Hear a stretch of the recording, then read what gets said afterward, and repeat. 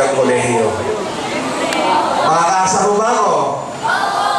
Dahil po dyan, sinagot niya, pabibigyan ko po mga tigis-tigisang kopya yung ating mga magulang ng DVD para po ngayong yung okasyon, ngayong araw na ito, magkaroon po sila ng tigis-tigisang kopya. Meron po kayong souvenir, makita niyo po yung inyong mga anak, makita niyo po yung inyong mga itsura.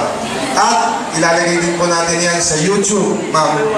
Para po kahit nasa abroad, yung inyong mga asawa o yung inyong mga kamag-anak gustong makita yung inyong mga anak. Kasi po nakatutuwa na yung mga bata na marunong na tumugtog dito, pagdating ng araw kahit may mga asawa at anak na sila, pag pinindot yung St. Louis College, itong araw na ito, itong programa na ito, lalabas sa YouTube, sa computer, mapapanood po yung itsura nila kahit 20 years from now. Muli po, maraming salamat sa inyo sa pag-iimbita ninyo sa ating matsatsagang mga guro na nagtuturo at nagsisikhay para matuto ng music yung ating mga anak. Maraming salamat po kay Ma'am Zenaida. Maraming salamat po sa inyong lahat at patnubayan po tayo ng buong may kapal. Mabuhay po tayo.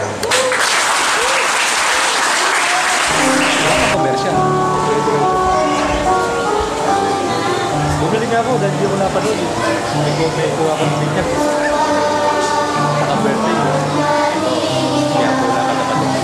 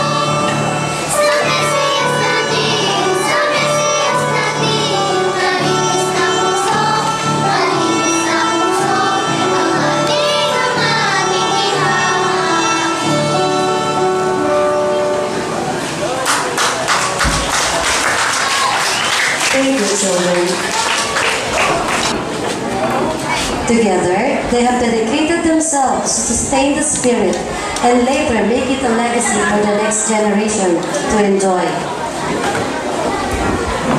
And to give flesh and blood to the truth of the classic Filipino music, the grade school honor pupil will dance accompanied live with the faculty Rondalia to the tune of Kata